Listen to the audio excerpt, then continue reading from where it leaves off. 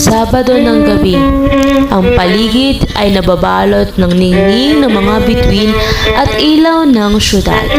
Sa rooftop ng isang mamahaling hotel, naghihintay ang isang hapagkainan na puno ng dekorasyon. Para sa sinumang nakakita, ito ay isang pangarap. Pero para kay Elena, ang bawat takbang niya patungo sa mesa ay tila hakbang patungo sa isang bitay.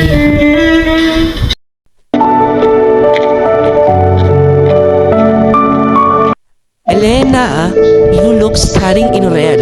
Sabi ko na mababagay sa'yo yan. Halika, opo ka. I ordered everything you like. Or at least everything I think you should like.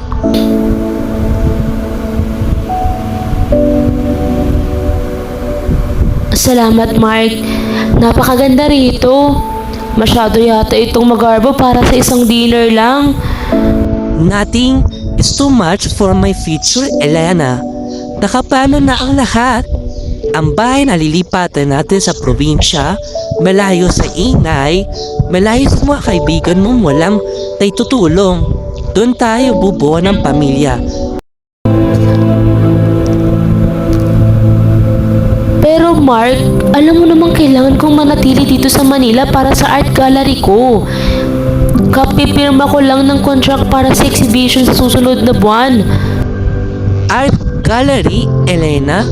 Akala ko ba pinag-usapan na natin to? Ang pagpipilta, libangan lang yan.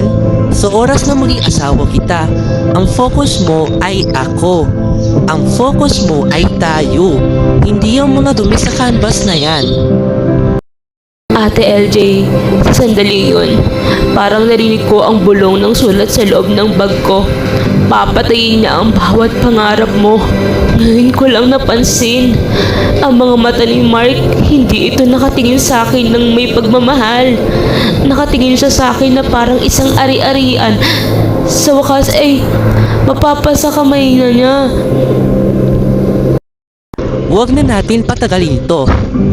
Gusto kong malaman ng buong mundo na aking ka. Na, Elena, will you marry me?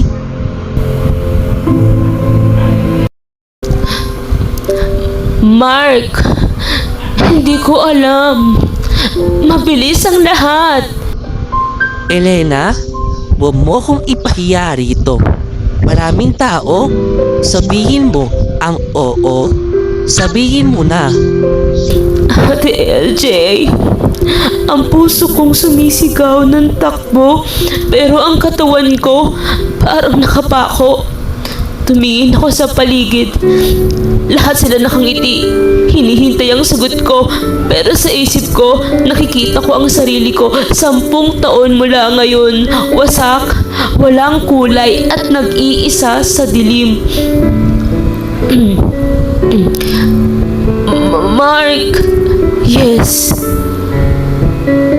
Ang oo na binitawan ni Elena ay tila isang hatol ng kamatayan para sa kanyang sarili.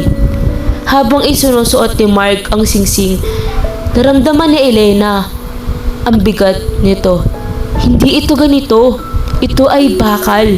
Malamig na bakal na hihila sa kanya pababa sa loob ng 10 mahabang taon.